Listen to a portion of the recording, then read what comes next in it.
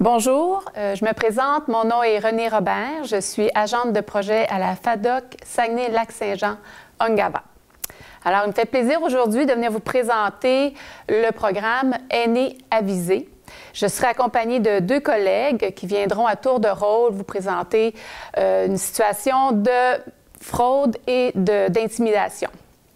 Donc, tout d'abord, pour faire un bref historique du programme Aînés avisés, c'est qu'on voyait de plus en plus dans les médias, à la télévision, on entendait à la radio des situations de fraude et de maltraitance qui étaient faites envers les aînés.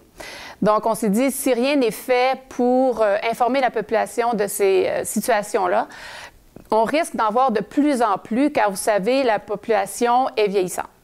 Alors, la FADOC, le CIUS du centre-ouest de l'île de Montréal et la Sûreté du Québec se sont mis ensemble, leur expertise ensemble pour en fait développer le programme Aînés avisés.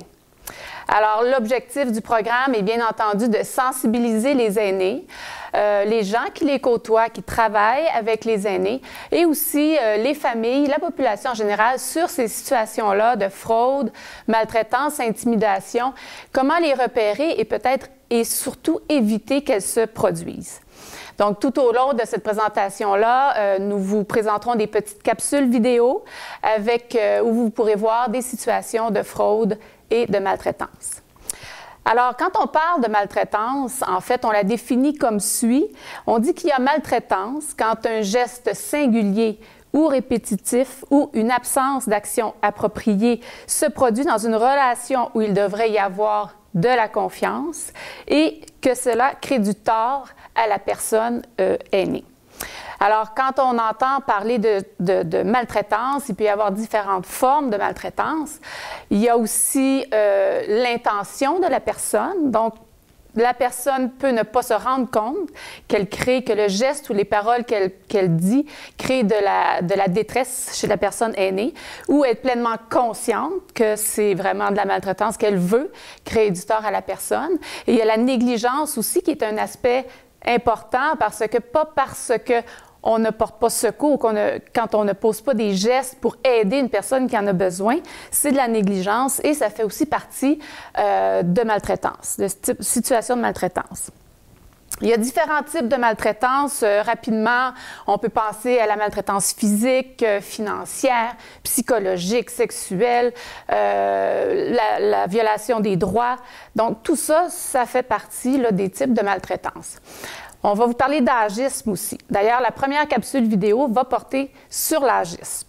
Alors, l'agisme, qu'est-ce que c'est? En fait, c'est de la discrimination faite envers une personne due à son âge. Alors, de penser que parce qu'une personne est plus âgée, qu'elle ne comprend pas ou parler fort, ou donc avoir un préjugé négatif, naturellement, face à cette personne-là, on appelle ça de l'agisme.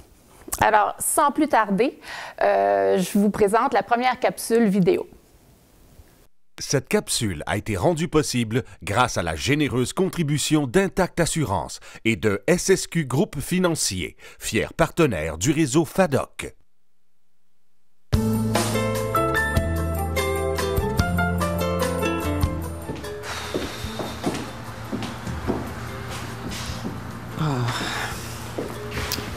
J'espère que ça va pas être long, mais il faut que je retourne au bureau. Tu cours trop. Ça n'a pas de sens de courir demain. Je sais. Oh, j'ai hâte de voir le médecin, moi. C'est de plus en plus inquiétant, de ces brûlements d'estomac-là. C'est comme une espèce de refoulement ou quelque chose du genre, là.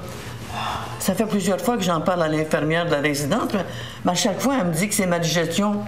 Mais moi, je suis certaine que c'est pas ça. Je digère bien. Hop. Salut, Ariel. Oui, non. Écoute, je peux pas te parler longtemps. Je suis dans la salle d'attente du médecin avec ma mère. Oui, ça va, oui. En tout cas, ça pourrait aller mieux. Oh, toujours le boulot, hein. On court comme des fous. Oui, mais j'ai pas le choix, c'est comme ça. Il faut être de plus en plus performant. Ah, et si tu voyais tous les petits jeunes là, qui s'imaginent qu'ils savent tout sous prétexte qu'ils sont nés avec un ordinateur dans les mains. Parce qu'on a 55 ans, ils pensent qu'on n'en sait pas autant qu'eux. Oui. Ah, je sais. Madame Tremblay. Excuse-moi, il faut que je te laisse, c'est le tour de ma mère. Oui. OK. Je te rappelle dès que j'ai une minute. Bye. Bon. Allez, ma belle maman, on y va. Aïe. Allez.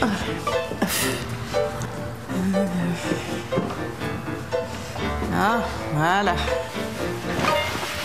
Alors, qu'est-ce qui se passe, Madame Tremblay? Ah, mais je sais pas, elle dit qu'elle a mal à l'estomac. C'est quoi le problème, Madame Tremblay?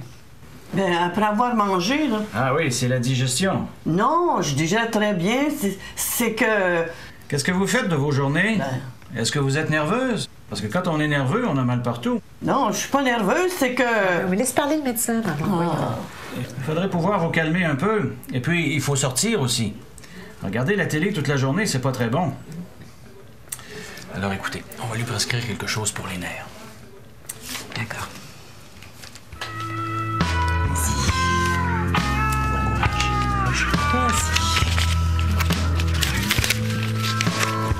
On y va.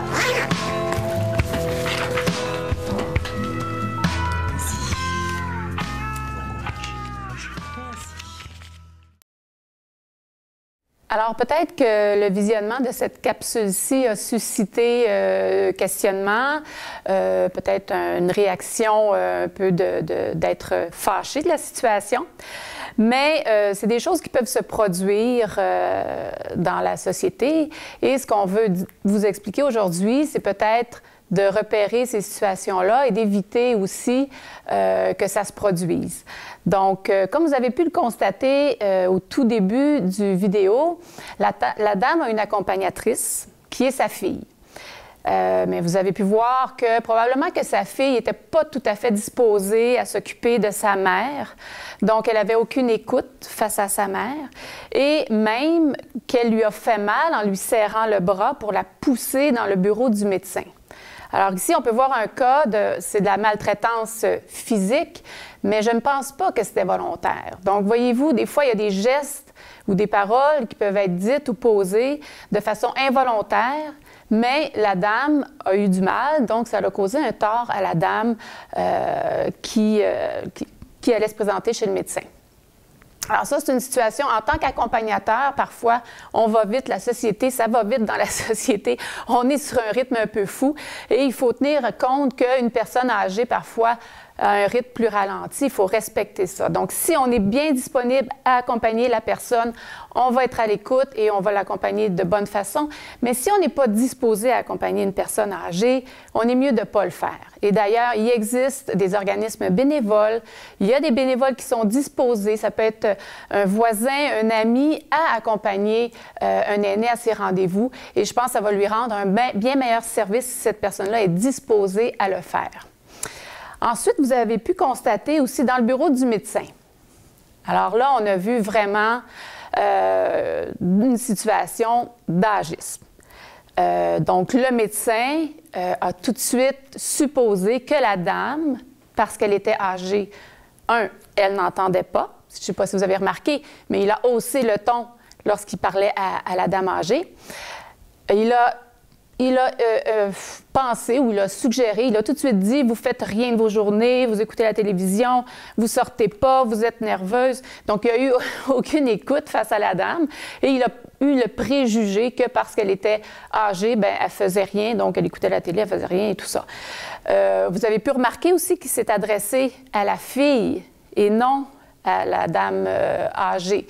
Donc, ça aussi, c'est une façon une violation des droits, si on veut, de la personne âgée qui ne pouvait pas s'exprimer sur sa situation. Donc, quand on regarde tout ça, qu'est-ce qui aurait pu être fait, justement, pour éviter que cette situation-là se présente? Donc, comme j'ai dit, choisir le bon accompagnateur, mais aussi, la dame n'était pas obligée de rentrer dans le bureau du médecin avec l'accompagnateur. Hein? Elle était parfaitement capable, lucide, d'exprimer ce qu'elle avait à dire. Prendre des notes avant d'aller à un rendez-vous, c'est très bon aussi parce que parfois ça va vite, donc on peut oublier des choses, donc ça nous donne la confiance. Et pas hésiter de faire valoir nos droits d'être écoutés. Hein? Parfois, on n'ose pas déranger, mais c'est vraiment important, c'est notre responsabilité en tant qu'individu de faire valoir ses droits aussi pour vraiment avoir l'écoute qu'on doit avoir, qu'on mérite d'avoir.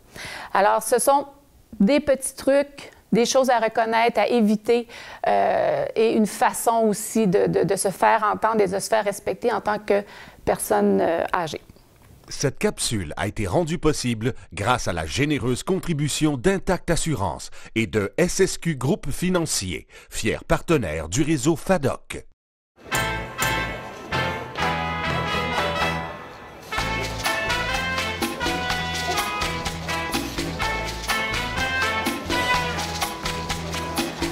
Les membres d'un groupe de loisirs choisissent les activités auxquelles ils participent selon leur champ d'intérêt.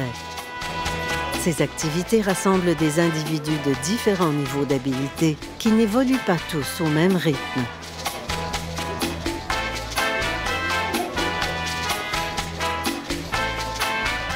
Certains participants démontrent un manque d'ouverture à la différence. Ah, t'es pas bonne. Tu retardes tout le monde. Là, tasse-toi. Prends toute la place. Mais tasse-toi, là. Excuse-moi, je fais de mon mieux. Oui, mais tu pratiques pas aussi. Regarde ce que ça donne. Hey, t'as fait exprès. Hein?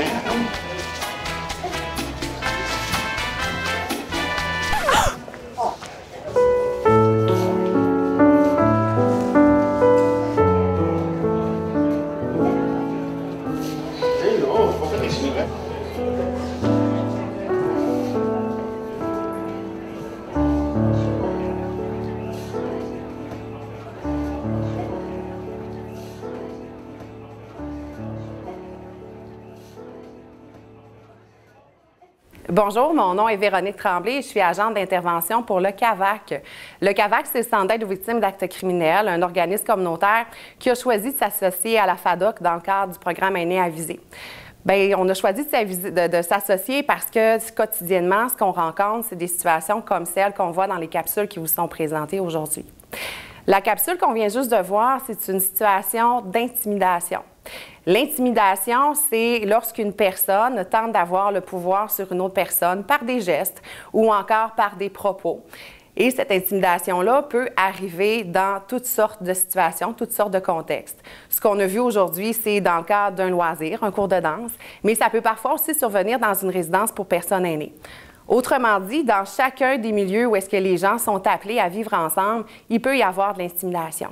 La différence entre l'intimidation et la maltraitance, c'est qu'il n'y a pas nécessairement de lien de confiance entre la personne qui intimide et la personne qui en est victime. Ce qu'on a pu voir dans la vidéo, c'est vraiment qu'il y a plein de gens qui sont impliqués dans une situation d'intimidation. Évidemment, il y a l'intimidateur, il y a la personne victime, mais il y a aussi les témoins, les gens qui étaient assis et qui voyaient qu'est-ce qui se passait. Ce qu'on a vu aujourd'hui, c'est vraiment une situation où est-ce qu'il y a pu avoir des voies de fait. Dans cette situation-ci, il pourrait y avoir une dénonciation policière qui serait faite. Mais ce qu'il faut comprendre, c'est que parfois, l'intimidation, ça s'installe de façon subtile, par des petits gestes qui commencent au départ, par des propos au départ. Et ce qu'on voit par la suite, c'est une escalade qui s'installe. C'est donc pour cette raison-là, pour éviter l'escalade, que c'est important d'intervenir, que c'est important de faire des choses pour mettre fin à ces situations-là d'intimidation. Je vous parlais des témoins. Bien, les témoins peuvent faire des choses pour briser l'isolement de la personne victime. Dans une situation comme celle qu'on a vue aujourd'hui, ce que les gens auraient pu faire, c'est d'inviter la personne victime à se joindre à elle, à se rapprocher d'eux lorsque le cours de danse se déroule. Ce qui peut être fait aussi, autant par les témoins que par la personne victime, c'est vraiment de s'adresser aux personnes qui sont responsables de l'organisation de l'activité pour faire en sorte justement qu'il y ait des interventions de fait auprès de l'intimidateur. C'est important d'intervenir parce qu'une situation comme celle-ci peut avoir des impacts chez la personne victime. Ça peut mener à l'isolement. Lorsqu'une personne est victime dans son cours de danse ou dans tout autre milieu d'une situation comme celle-ci, ça peut arriver que l'intérêt n'y ait plus puis qu'elle cherche justement à s'isoler. Comme la personne intimidatrice va souvent s'en prendre aux vulnérabilités de la personne, c'est-à-dire ce qui fait en sorte que l'intimidateur va venir l'intimider, c'est soit des traits de caractère ou encore des comportements ou des attitudes et certaines difficultés qu'on peut rencontrer. Ça peut avoir un impact direct sur la confiance en soi de la personne victime. Ce que ça peut faire aussi, c'est que la personne victime vive beaucoup de colère, de tristesse par rapport à la situation. Comme dans les milieux, hein, on a entendu parler beaucoup dans les écoles de l'intimidation et on sait maintenant qu'une situation comme celle-ci peut mener à des idéations suicidaires ou même à des tentatives de suicide. Et c'est pour cette raison-là que c'est important d'agir. C'est important de se mobiliser tout le monde ensemble parce que lorsqu'on se réunit à plusieurs, l'impact que ça a, c'est qu'on diminue le pouvoir que l'intimidateur peut avoir sur la personne victime. Cette capsule a été rendue possible grâce à la généreuse contribution d'Intact Assurance et de SSQ Groupe Financier, fier partenaire du réseau FADOC.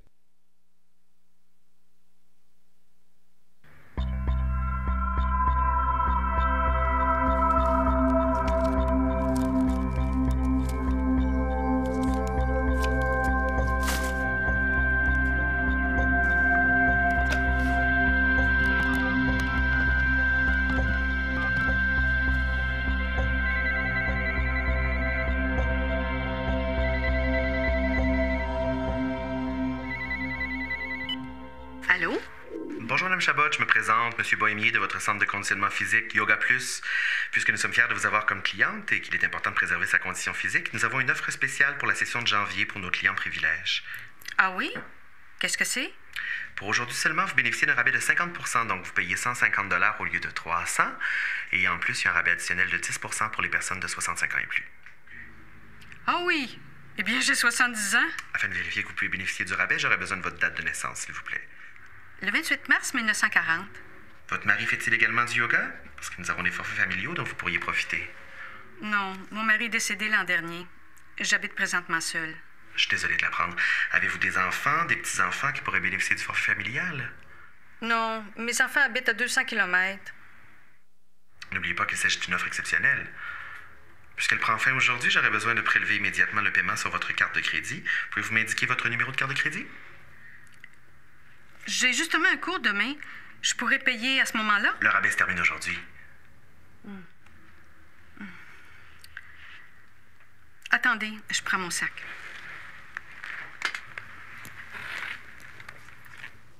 C'est le 55-55, 78-45, 58-91, 54-78. La date d'expiration? Le 08-2012. Quels sont les 3 chiffres à l'arrière de votre carte?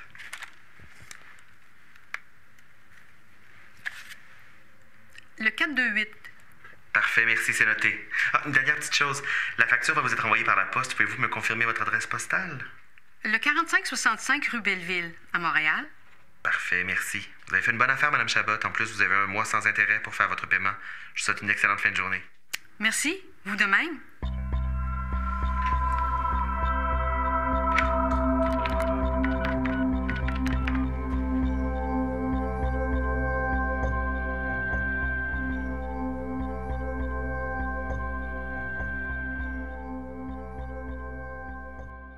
Bonjour, mon nom est Bernard Moreau, je suis policier préventionniste à la Sécurité publique Ville de Saguenay. La capsule qu'on vient de voir, bien sûr, on va discuter de fraude. Première chose à remarquer dans la capsule, puis j'entends un peu même vos réactions, dire pourquoi est-ce que la dame a fait ça, mais commençons par le début. Les premières lettres qu'on voyait quand la dame s'est débarrassée de ces lettres qu'elle a mises dans la poubelle, je pense qu'on donne beaucoup d'informations dans nos poubelles et n'importe qui peut ramasser nos poubelles et aller fouiller. Puis, avec ce moyen-là, à la suite de ça, pourra peut-être venir nous chercher, nous mettre en lien de confiance, puis essayer d'établir une stratégie pour venir nous frauder, comme on voit ici avec son centre de conditionnement. Bien, quelqu'un a son nom, le centre de conditionnement, juste à téléphoner, immédiatement, il nous met en confiance. Donc, peut-être procéder à déchiqueter nos affaires, les déchirer, mettre ça dans des poubelles différentes si on n'a pas de déchiqueteuse, mais sinon, c'est important de se débarrasser de ces documents-là, qui ont beaucoup d'informations pour les fraudeurs. Un fraudeur, vous savez que je le disais tout à l'heure, le fraudeur tente de nous mettre en confiance. C'est un professionnel bien souvent. Donc, il peut passer par les maisons, venir nous rencontrer, vendre des choses, essayer de nous vendre des services. On peut le voir également sur Internet. Donc, venir nous solliciter par Internet, qui est rendu une mode aujourd'hui avec la venue d'Internet dans nos résidences. Donc, les gens ont beaucoup plus de facilité à venir en contact avec nous. Et dans la capsule, bien sûr, on y va par téléphone. Puis, la dame qui était très contente quand même d'avoir un rabais incroyable sur son centre de gym a été rapidement mis en confiance par l'individu très habile qui a eu beaucoup d'informations, beaucoup trop d'informations, comme vous avez pu le constater. Des indices importants, qui sollicite qui? Vous avez vu que c'est la dame qui a reçu un téléphone. Si moi, je téléphone à un endroit, que ce soit un hôtel, que ce soit dans un centre, un gym, peu importe, et que je demande de l'information, à ce moment-là, je sais à qui je vais parler, je sais où j'appelle. C'est déjà un bon indice pour dire au moins qu'il va me mettre en confiance. Quand quelqu'un me téléphone, je ne sais pas qui est au bout de la ligne, peu importe l'identité qu'il va me prétendre être, à ce moment-là, c'est un premier indice qui pourrait m'allumer une petite lumière. Le deuxième, trop beau pour être vrai. Souvent, ces gens-là vont nous faire miroiter des rêves, des montants d'argent, des cadeaux incroyables. Gagner un cadeau lorsque je ne participe pas à un concours, c'est plutôt rare. On sait quand on participe à des tirages, bien souvent, on ne gagne pas. Donc, c'est trop beau pour être vrai. Ils vont nous mettre ça très alléchant. On est curieux de nature. On va aller voir qu'est-ce qui se passe. Et la pression. La dame, on l'a vu, quand dans la petite capsule, était prête à aller payer le lendemain. J'ai un cours demain, je vous paierai demain. Situation normale, la personne du gym aurait dit « aucun problème, viendrez demain, on va vous inscrire ». Mais là, ça presse. Non, aujourd'hui seulement, demain, il va être trop tard. Fait que c'est toujours la façon un petit peu de faire pour nos fraudeurs. Donc, qui sollicite qui? Trop beau pour être vrai, puis la pression. Beaucoup de vent de pression. Ils ne nous laissent pas le temps de réfléchir, ces gens-là, puis ils nous font embarquer dans différentes choses. Vous savez qu'au niveau de la sécurité publique de Saguenay, on a beaucoup de plaintes quand même de fraudes qui vont arriver chez nous. Soyez prudents lorsque vous donnez vos cartes de crédit, les numéros, toutes ces choses-là. Les gens veulent en savoir. Donner une carte de crédit, ça peut se faire. Si c'est moi qui appelle dans un hôtel, je vais donner mon numéro de carte de crédit, je suis en confiance, c'est moi qui appelle. Si c'est un hôtel qui m'appelle, qui m'offre un prix incroyable, vous avez jusqu'à aujourd'hui, réservez-nous pour la fin de semaine, je ne devrais pas donner mon numéro de carte de crédit. À ce moment-là, il y aura des transactions. Les gens nous mettent beaucoup en confiance et ça presse tout le temps. Si on parle de solutions, puis même avant de parler de solutions, je pourrais même parler de la victime. Bien souvent, on se trouve, j'aurais le goût de dire un petit peu nono quand on se fait prendre dans des situations comme ça. On ne devrait pas s'écraser, on ne devrait pas garder ça pour soi. Parlez-en, demandez, allez chercher des solutions. Puis je pourrais même parler aux gens qui reçoivent l'information d'une victime. Accueillez-les, ces gens-là, conseillez-les. C'est pas le temps de s'écraser. N'importe qui, il n'y a pas de classe sociale de se faire frauder. Avisez votre service de police si vous êtes victime de fraude. Avisez votre institution financière si votre carte de crédit a été fraudée. Il existe au niveau du Canada le bureau des fraudeurs de la fraude du Canada également qu'on peut donner de l'information, mais il y a des solutions, il y a des organismes, gênez-vous pas, puis contactez-nous, on vous donnera beaucoup de références à ce sujet-là. Merci. Pour conclure cette capsule, en fait, nous vous avons présenté une situation de maltraitance, d'intimidation, de fraude. Ce sont des situations que l'on peut retrouver souvent dans la société, auprès des aînés, entre autres, qui sont une clientèle vulnérable. Nous espérons que les informations que nous vous avons données vous aideront à les repérer et surtout à ne pas rester muet face à des situations comme ça. Il existe des gens pour vous aider, pour répondre à vos questions, pour vous venir en aide. Et c'est bien important de ne pas rester sans réponse. Quand on a un sentiment de mal-être ou qu'on est témoin de quelque chose, on peut faire la différence et éviter que des situations de fraude et de maltraitance se produisent envers les aînés. Donc, je tiens à remercier mes collègues Bernard Moreau et Véronique Tremblay pour leur participation à cette capsule. Et vous aurez à la fin de cette capsule une liste de références et de numéros de téléphone que vous pourrez appeler ou consulter au besoin. Il y a la ligne Aide Abus Aînés, qui est une ligne provinciale qui est justement là pour être à l'écoute de vos demandes, répondre à vos questions. Ce sont des professionnels qui peuvent vous référer selon la situation au bon service et à la bonne personne. Alors, encore une fois, merci beaucoup et à la prochaine.